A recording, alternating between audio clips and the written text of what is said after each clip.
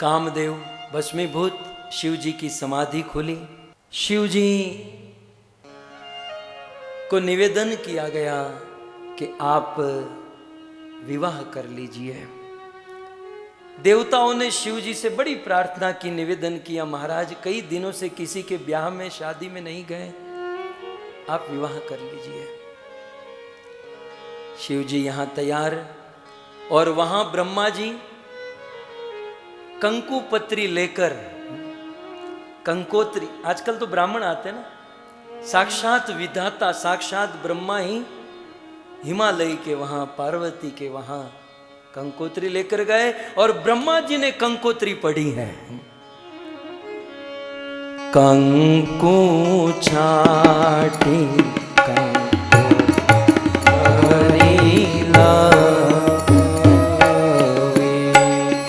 केसर छाटी कंकोतरी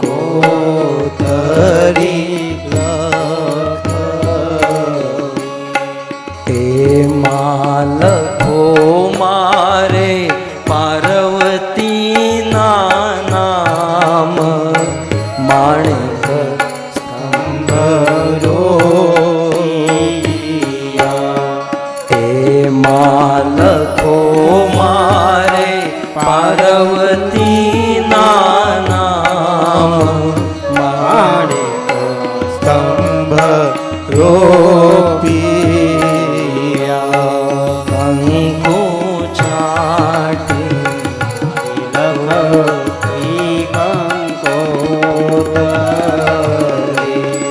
केसर छाटी कंकोतरी।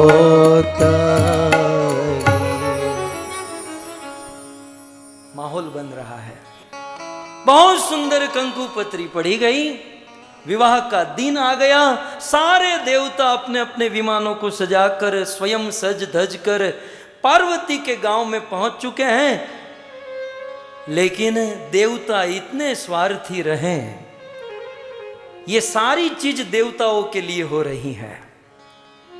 देवता जानते थे कि शिव जी के आगे पीछे कोई नहीं है, दूल्हे के माँ बाप नहीं है, तो हम दूल्हे के पास जाए, दूल्हे को सजाए, दूल्हे को मदद करें। लेकिन सारे देवता स्वयं तैयार होकर पार्वती के गांव में पहुंचे। शिव जी को तैयार करने के लिए कोई नहीं गया। विवाह का समय हो चुका है, अब बारात जाने का समय हो चुका, लेकिन शिव को तैयार करने वाला कोई नहीं। तब शिव के गणों ने सोचा कि चलो देवता नहीं आते तो हम कोई कम है, हम हमारे स्वामी को सजाएंगे। अब शिव के गणों ने शिव को जो सजाया है, आइए रामायण की चौपाई के द्वारा हम भी शिव जी को सजाए। शिव ही शंभु गण करहि श्रृंगारा, जटा मुकुट ही मोर सवारा। शिव ही शंभु गण करहि श्रृंगारा, जटा मुकुट ही मोर सवारा। शिव जी के गणों ने श्रृंगार करना प्रारंभ किया। अब गण तो गण है, सोचा कि जब देवताओं में श्रृंगार होता है तो पहले उससे स्नान कराया जाता है। तो शमशान में जाकर ताजे मुर्दे की राख भस्म लाकर शिव जी के ऊपर डाल दिया, और ताजी ताजी भस्म लगाकर स्नान हो गया। पानी से नहीं, शमशान की भस्म से स्नान कराया। बोले दूल्हे को मुकुट पहनाया जाता है। जटा मुकुट अहि मोर संभारा, जटा मुकुट अहि मोर संभारा। बोले दूल्हे को मुकुट पहनाया जाता है। मुकुट कहां से लाए? एक गण शिव जी के मस्तक के पास जाकर शिव जी की जटा को कसकर पकड़ा, गोल गोल घुमाया, और घुमाकर शिव जी की जटा का ही मस्तक मुकुट बना दिया। बोले अब दूल्हे को गले में हार पहनाया जाता है। एक बहुत बड़ा भुजंग, बहुत बड़ा सर्प लाया गया और सर्प से शिव जी को हार पहनाया गया। बोले हाथों में बाजूबंद, सांप के 4 छोटे छोटे बच्चे लेकर आए, 2 यहां 2 यहां, बाजूबंद। बोले कुंडल होने चाहिए। 2 गण गए, 2 बिच्छू लेकर आए और 2 बिच्छू शिव जी के कानों में टांग दिए। बहुत सुंदर। अब गण प्रशंसा कर रहे, वाह। शिव जी ने कोई वस्त्र धारण नहीं किया था। गणों ने कहा महाराज शादी है, कुछ पहन लीजिए। बोले नहीं पहनूंगा। महाराज कुछ पहन लीजिए। बार बार निवेदन करने पर शिव जी ने एक मृग चर्म लपेट लिया, एक मृग चर्म धारण किया। शिव जी ने हम सबको श्रृंगार करके दिखाया कि चाहे अपने शरीर पर कितना भी पाउडर लगा लो, मेकअप कर लो, लेकिन एक ना एक दिन ये शरीर श्मशान की भस्म होने वाली है। अपने शरीर में आभूषण पहनो, लेकिन यदि आभूषणों में आसक्ति हो गई तो वही आभूषण भुजंग बनकर, सर्प बनकर आपको डसेंगे। इस प्रकार शिव जी तैयार होकर, संसार का आदमी जब विवाह करने जाता है तो हाथ में तलवार रखता है, सभी बंदों ने रखी होगी। संसार का आदमी विवाह करने जाता है, हाथ में तलवार रखता है। शिव जी ने त्रिशूल रखा और त्रिशूल रखकर यह दिखाया कि इस दुनिया में आदि दैविक, आदि भौतिक, आदि आध्यात्मिक 3 प्रकार के ताप सबको परेशान करते हैं। भजन करके उसे मुक्त होना चाहिए। दुनिया के आदमी विवाह करने जाते तो घोड़े पर बैठकर जाते हैं। शिव जी घोड़े पर नहीं, नंदी पर बैठे। घोड़ा रजोगुण का प्रतीक है और नंदी बैल धर्म का प्रतीक है। शिव जी कहना चाहते, जीव तुम शादी करो, ब्याह करो, लेकिन धर्म के ऊपर सवार होकर। धर्म के 4 चरण हैं, उस धर्म के 4 चरणों को ध्यान में रखते हुए तुम विवाह करो। और अब शिव जी पहुंचे हैं पार्वती के गांव में। शिव जी के गण शिव जी को सजा धजा कर पार्वती के गांव में लेकर आए तो देखा पहले से ही देवता खड़े हैं। शिव जी के गणों ने सोचा अब्दुल्ला की शादी बेगाना दीवाना, शादी हमारे स्वामी की, और देवता इतने आनंद में। शिव जी की बारात चलने लगी। शिव जी नंदी पर बैठे हैं, गण आगे आगे और देव समाज पीछे पीछे। जब चल रहे थे तो इंद्र आदि देवता ने ब्रह्मा जी को कहा कि ब्रह्मा जी, ये शिव जी और ये शिव जी के गण आगे चल रहे हैं, तो इन लोगों को देखकर हमको गांव वाले प्रवेश नहीं करने देंगे। आप एक काम करो, इनको पीछे करो, देव समाज को आगे करो। ब्रह्मा जी ने कहा मुझे रहने दो भाई। यदि उसे कुछ कहने गए और कहा कि देखो भाई मैं शादी वादी नहीं करूंगा, मैं यहीं बैठ जाऊंगा, तो वो तो बैठते ही समाधि लग जाती है। लेकिन देवता बड़े बुद्धिमान होते हैं। इंद्र गए। इंद्र ने कहा भोलेनाथ आप ऐसा क्यों नहीं करते, आप लोग पीछे क्यों नहीं चलते, हम आगे आ जाते हैं। शिव जी ने कहा हम क्यों पीछे चलेंगे। शिव जी के पहले वो जो गण थे वो कहने लगे श्रृंगी भृंगी सब, हम क्यों पीछे चलेंगे। देवता बुद्धिमान बोले आप इतने सुंदर लग रहे हो ना, आपको किसी की नजर न लग जाए। ओह ऐसा है, ठीक है हम पीछे जाते हैं। सारे गण शिव जी को लेकर पीछे, ब्रह्मा इंद्र भगवान विष्णु सब लोग आगे चलने लगे। देवता तो जानते हैं ना भाई कैसे चलना है कैसे जाना है, तो सारे देवता आगे आगे चल रहे हैं। और आगे चलकर अब देवताओं ने नाचना शुरू किया। जेन्युइनली देवताओं का नाच, बिल्कुल नाच गरबा रास शुरू किया। देवताओं का रास देखकर शिव जी के गणों ने, शिव जी ने सोचा यार शादी हमारी, नाच रहे हैं ये लोग, और ये लोग इतने सारे हैं और हमारे लोग बहुत कम हैं। शिव जी ने अपने गण श्रृंगी को इशारा किया, श्रृंगी जरा अपने आदमियों को बुला लो। श्रृंगी तुरंत ही अपने पूरे अब उसको तो बुलाने की क्या दे रही है, हमारे वहां डाकला बजता है और सब शुरू हो जाते हैं। श्रृंगी और उनके गण दुनिया में जितने भी श्मशान थे सभी श्मशान में पहुंचे, और श्मशान में जाकर जितने भी भूत प्रेत थे सबको इनविटेशन दिए कि हे भूत भाई, हे भूत बहन, हमारे भूतनाथ का विवाह है, भूतनाथ की शादी है, तो विथ फैमिली,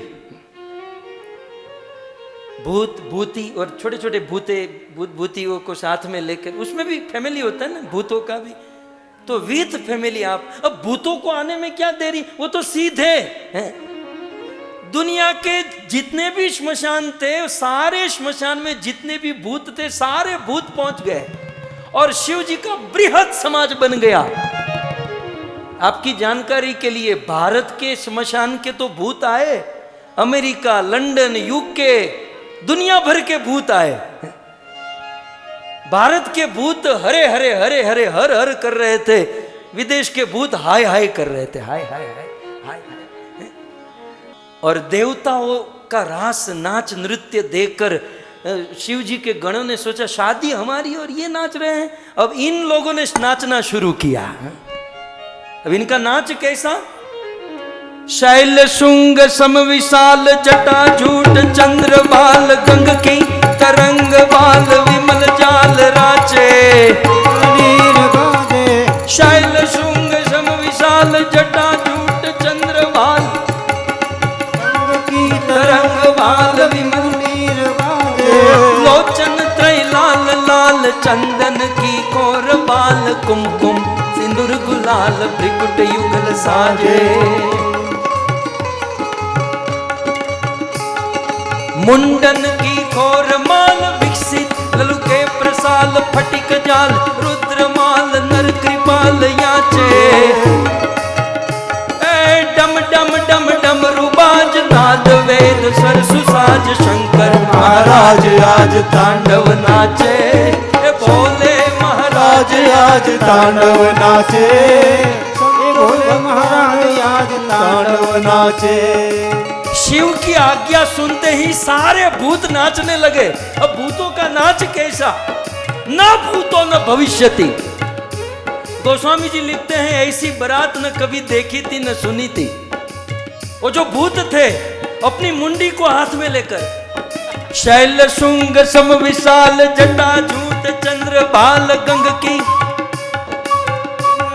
अपने मस्तक को हाथ में लेकर, कुछ भूत अपना पूरा शरीर खूनों से लथपथ था, कुछ प्रेत बहुत बारीक बहुत पतले, तो कुछ प्रेत बहुत मोटे, जब सांस भी ले तो 2-3 लोग आगे से गिर जाए। बड़े विचित्र विचित्र वाहनों को लेकर विचित्र नृत्य, कुछ लोगों के बहुत सारे मस्तक, तो कुछ लोगों के मस्तक ही नहीं थे, बिना मस्तक के नाच रहे थे। मुंडन की कंठमाल विकसित लरु के प्रसाल फटिक जाल रुद्रमाल नर कृपाल याचे। डम डम डम डम रुबाज नाद वेद स्वर सुसाज शंकर महाराज आज तांडव नाचे। भोले महाराज आज तांडव नाचे। दादी लांग बाज मूक मधुर विष्णु कमर बाजे। चमक चमक चम चमाक झांझर धम धम धमाक शंभुरो धम धम धमाक चम चमक बाजे। शारण और चिंस्वर भयंकर नृत्य हो रहा है। धीरे धीरे चलते चलते नाचते नाचते पार्वती के गांव में प्रवेश कर लिया। अब आप इमेजिन कीजिए, आपकी शादी भी हुई है, जब बारात दूल्हा बैठा है, बाराती जा रहे तो कुछ मोटरसाइकिल लेकर बाजू में से निकलते ना, कुछ गाड़ी लेकर चलते हुए, जितने भी लोगों ने ये शिव जी के गण और इनका नृत्य देखा गाड़ी छोड़कर भागे। जीवन होगा तो गाड़ी नहीं खरीदेंगे, भागो यहां से। कुछ बच्चे वहां पर परेशान कर रहे थे, कहा कि जाओ जरा देखकर आओ बारात कहां पहुंची है। 10 बच्चे देखने निकले बारात कहां पहुंची है, 8 बच्चे बारात को देखकर ही मूर्छित हो गए। 2-3 वापस पहुंचे, 108 डिग्री बुखार, बोलना चाहते लेकिन बोल नहीं पा रहे हैं। बारात कैसी है? शिव जी को देखकर, गणों को देखकर लोग मूर्छित होते जा रहे हैं। शिव जी अपने गण को कहते हैं, श्रृंगी, इस गांव में लोग हमें देखकर गिर क्यों रहे हैं? क्या इस गांव में ऐसा रिवाज है? श्रृंगी कहते हैं, महाराज ऐसा रिवाज है नहीं, लेकिन हमारा पगला पड़ा है।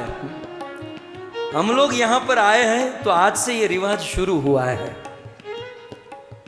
आपके दर्हण इतने सुंदर हैं, दर्शन इतने सुंदर हैं, आपको देखकर लोग घायल हो रहे हैं।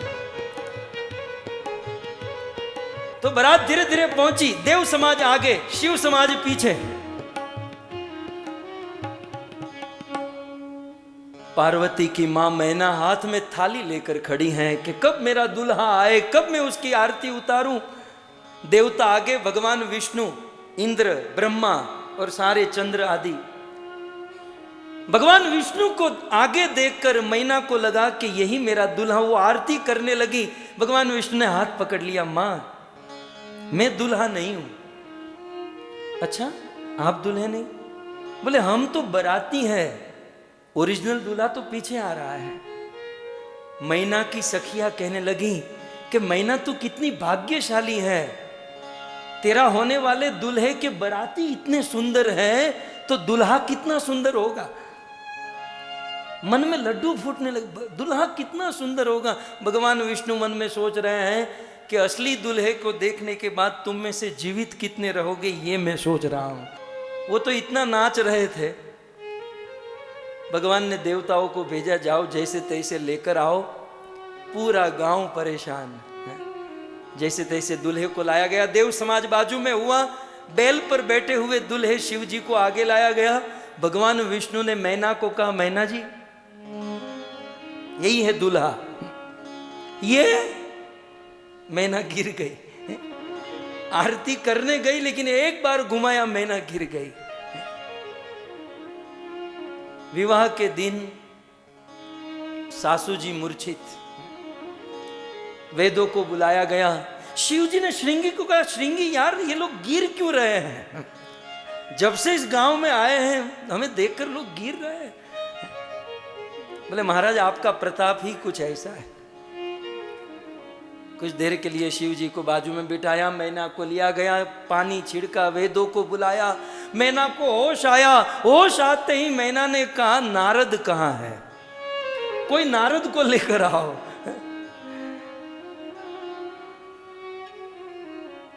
नारद का मैं काह बिगारा, भवनु मोर बसत या। नारद का मैंने क्या बिगाड़ा था कि मेरे मेरे मेरे खिले हुए बगीचे को उजाड़ दिया? मेरी इतनी सुंदर कन्या जो राजकुमार को ब्याहनी चाहिए, ये बावरे के साथ। मैना अपनी बेटी पार्वती को गोद में लेकर बैठ गई कि बोले मैं मर जाऊंगी, पर्वत से गिर जाऊंगी, फना हो जाऊंगी, लेकिन इस बावरे के साथ तो कभी विवाह नहीं होने दूंगी। विवाह रुक गया। शिव जी बैठे, क्या करे। उसी समय नारद मुनि आए। मुझे बहुत हंसी आया। नारद मुनि आए तो गांव वालों ने बिल्कुल, बहुत सारे गांव वालों ने घेर लिया। नारद मुनि को डांटा, ये आपने क्या किया? आपके कारण जो लोग श्मशान में होने चाहिए वो रोड पर आ गए। जिनका स्थान शमशान में होना चाहिए वो आज मार्ग पर आ गए। क्या आपने सिखाया पार्वती को? क्या समझाया? क्या भरमाया? नारद जी मैना के पास गए और शिव तत्व का वर्णन किया कि जिसे तुम साधारण समझ रही हो वो साधारण नहीं, वो सदाशिव है, वो विशेष तत्व है। तत्व ज्ञान सुनकर मैना समझ गई और अपनी बेटी शिव जी के साथ ब्याही गई। सिद्धांत यह है, भगवान सामने भी आ जाए, लेकिन नारद जैसा गुरु जब तक समझाने वाला न हो, सामने होने पर भी भगवान समझ नहीं आएंगे। गुरु की बड़ी महिमा है। बहुत सुंदर लग्न मंडप में शिव जी बैठे हैं और ब्रह्मा जी ने कहा कन्या पधराओ सावधान, कन्या को लाया जाए। तो स्वामी जी ने कहा कि क्या अद्भुत रूप है, सुंदरता मर्याद भवानी, जाई न को बदन बखान। भवानी मां पार्वती की जो सुंदरता थी, करोड़ों करोड़ों मुख मिलने पर भी उसका बखान नहीं किया जा सकता, उसका वर्णन नहीं किया जा सकता। इतनी सुंदर कन्या उस लग्न मंडप में आई। सारी विधि समाप्त हुई और जो घड़ी किसी बाप को अच्छी नहीं लगती, आज हिमालय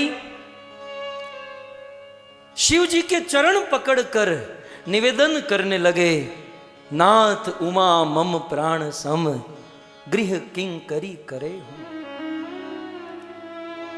हे नाथ, ये मेरी बेटी मेरे प्राण के समान है, आज से तुम अपने घर की दासी बनाकर इसे रखना। और शिवजी, मैं आपको क्या कहूं, लेकिन तुम्हारी सेवा करते हुए मेरी बेटी से कोई गलती हो जाए तो हमारे संस्कारों की गलती समझकर उनको क्षमा कर देना। दोनों हाथ जोड़कर हिमालय ने शिव जी से निवेदन किया और विदाई के समय बेटी पार्वती अपनी मां को प्रणाम करने, अंतिम प्रणाम है ये, प्रणाम करने जाती हैं और ससुराल जाते हुए अपनी बेटी को एक मां सुंदर सीख दे रही है। अद्भुत, आर्यवर्ष की संस्कृति अद्भुत है। इस देश की मां अपनी बेटी को विदा करते समय क्या कहती हैं, सुनिए। करे हूं सदा शंकर पद पूजा, नारी धर्म पति देवन दूजा। करहु सदा शंकर पद पूजा, नारी दूजा। मैना अपनी बेटी से कहती हैं कि बेटा, मैं तुम्हें पति धर्म सिखा रही हूं, नारी धर्म सिखा रही हूं। नारी का केवल एक ही धर्म है, अपने पति देव की पूजा, और कोई धर्म नहीं। करहूं सदा शंकर पद पूजा, नारी धर्म पति देव न दूजा। अपने पति की सेवा करने के अलावा और कोई धर्म नहीं है। बेटा, गंगा के प्रवाह में, बहती हुई गंगा में अनेकों मोड़ आते हैं, अनेकों विघ्न आते हैं, लेकिन गंगा कभी अपनी पवित्रता को नहीं छोड़ती। तुम्हारे जीवन में भी अनेकों विघ्न आए, अनेकों बाधा आए, लेकिन पवित्रता को छोड़ने मत देना। जीवन में दुख आए तो एकांत में 2 आंसू गिराकर उस दुख को सह लेना, किसी को दोष मत देना। बहुत सुंदर मैना अपनी बेटी को शिक्षा दे रही है और दुखी होकर मैना कहती है कि भगवान ने इस नारी जीवन को किस प्रकार से रचा। जीवन भर पराधीन रहना पड़ता है। बचपन में माता पिता को पराधीन, जवानी में पति को पराधीन, बुढ़ापे में बच्चों को पराधीन।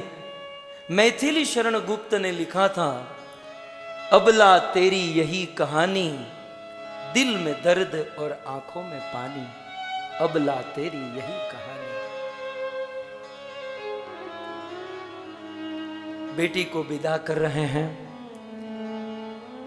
हिमालयी जहां तक बारात जा रही हैं, अपनी एक दृष्टि से बारात को देख रहे हैं। रोता हुआ पुरुष कभी अच्छा नहीं लगता। पुरुष जब रोए तो समाज के 2-5 लोग कहते हैं कि वीर होकर, आदमी होकर रो रहा है। लेकिन जिस दिन बेटी को विदा करने का समय आता है तो हिमालय जैसा पर्वत, हिमालय जैसा पत्थर भी पिघल गया। बेटी को विदा करते समय दुनिया के बाप रोए बिना नहीं रह सकते। फिर महर्षि कण्व के घर से शकुंतला को विदा की जा रही हो, या विदेह राज जनक के घर से वैदेही को विदा की जा रही हो, या हिमालय के घर से पार्वती की, माता पिता दुखी शिव पार्वती को लेकर कैलाश में पहुंचे और सुंदर गृहस्थ जीवन प्रारंभ हुआ। गोस्वामी जी लिखते हैं, शिव और पार्वती के गृहस्थी की मैं क्या कथा सुनाऊं। जगत मातु पितु शंभु भवानी, केवल एक चौपाई में कह दिया, जगत मातु पितु शंभु भवानी। मां कैसी होती है, बाप कैसा होता है, गृहस्थ जीवन कैसा होता है, शिव और पार्वती से सीखिए। जगत मातु पितु शंभु भवानी। सुंदर सुगंधित गृहस्थ जीवन प्रारंभ हुआ। 2, 5, 10 दिन बीते। एक दिन की बात, पार्वती अपने पति शिव जी के पास आती हैं। दोनों हाथ जोड़कर शिव जी के चरणों में प्रणाम करती हैं और प्रणाम करते हुए कहती हैं कि हे नाथ, पतिदेव, मुझे आपसे कुछ चाहिए। शिव जी मेंटली प्रिपेयर हो गए कि विवाह हुआ है, 10-15 दिन बीते हैं, तो शायद हनीमून जाने की बात होगी, स्विट्जरलैंड, सिंगापुर जाने की बात होगी। पार्वती ने कहा कि नाथ, मेरी एक मांग है, मैं आपसे कुछ चाहती हूं। बंधऊ पद धरि धरनी सिरो, विनय करऊं कर जोरी। दोनों हाथ जोड़कर आपके चरणों में मैं निवेदन विनंती करती हूं, नाथ, मुझे आपसे कुछ चाहिए। शिव जी ने कहा, मांगो मांगो, क्या चाहिए। अब देखिए, क्रांतिकारी बात है। पार्वती कहती हैं, बरनऊं रघुवर बिसद जसो, बरनऊं रघुवर बिसद जसो, श्रुति सिद्धांत निचो। सारे वेद शास्त्र श्रुति और सिद्धांत को निचोड़कर मैं राम कथा सुनना चाहती हूं। विवाह के बाद गृहस्थ जीवन में पति पत्नी के बीच में जहां काम कथा होती है, वहां आज राम कथा की जिज्ञासा हो रही है। शिव जी अवाक रह गए, आंखें फट गई। क्या पार्वती, फिर से बोलो, क्या क्या। पार्वती ने कहा, राम के विषय में आप जो भी जानते हैं, मैं राम के विषय में सुनना चाहती हूं। मैंने जो नहीं कहा, नहीं पूछा, राम के विषय में आप जो भी जानते हैं, मुझे सब कुछ सुना दीजिए। अपनी पत्नी के मुख से राम कथा की जिज्ञासा सुनकर शिव जी धन्य हो गए। शिव जी बड़े प्रसन्न हो गए और शिव जी के मुख से निकल पड़ा, मंगल भवन अमंगल हारी, द्रवउषु दशरथ अजीर बिहारी। मंगल भवन अमंगल हारी, द्रवउषु दशरथ अजीर बिहारी। सर्वप्रथम शिव जी ने भगवान को प्रणाम किया, धन्य हो प्रभु, क्या पत्नी पाई है, क्या पत्नी आपने दी है। जहां काम कथा होनी चाहिए वहां राम कथा की जिज्ञासा। हे मंगल के निधान, हे मंगल के धाम, हे दशरथ के पुत्र, मुझ पर द्रवित हो। और अब शिव जी पार्वती को धन्यवाद देते हैं कि देवी तुम धन्य हो, मैं बारंबार धन्यवाद देता हूं। धान्य धान्य गिरी राजकुमारी, तुम समान नहीं कोई उपकारी। धन्य धन्य गिरिराज कुमारी, तुम समान नहीं को। हे गिरिजा तुम धन्य हो, तुम्हारे जैसा उपकारी आज कोई नहीं है। लोक में क्या होता है, समाज के लोग सोचते हैं कि जब कोई वक्ता, जब कोई कथाकार कथा करता है तो सुनने वालों पर उपकार करता है। लेकिन शिव जी का गणित कुछ अलग है, शिव जी का सिद्धांत अलग है। शिव जी कहते हैं कि बोलने वाला सुनने वाले पर उपकार नहीं करता, सुनने वाला बोलने वाले पर उपकार करता है। धान्य धान्य गिरी राजकुमारी, तुम समान नहीं कोई उपकार। धान्य धान्य गिरी राजकुमारी, तुम समान नहीं कोई उपकार। एक बात बहुत अच्छी लगी, बहुत सुंदर। शिवजी पार्वती को संबोधन क्या दिए? धन्य धन्य गिरिराज कुमारी। यहां पार्वती नहीं कहा, उमा नहीं कहा, क्या कहा? गिरिराज कुमारी, माने गिरिराज हिमालय की कुमारी बेटी। शिवजी के कहने का भाव है कि गिरिजा, विवाह होने के बाद राम कथा सुनने की जिज्ञासा कर रही हो, ये तुम्हारे माता पिता के संस्कार बोल रहे हैं। एक बात ध्यान रहे, जब भी समाज में संसार में हम कुछ बोलते हैं तो हम नहीं, हमारे माँ बाप के संस्कार बोलते हैं। बोलने से पहले 1000 बार सोचें, क्योंकि हम जब बोलते हैं हम हमारे माता पिता और हमारे गुरु का परिचय देते हैं।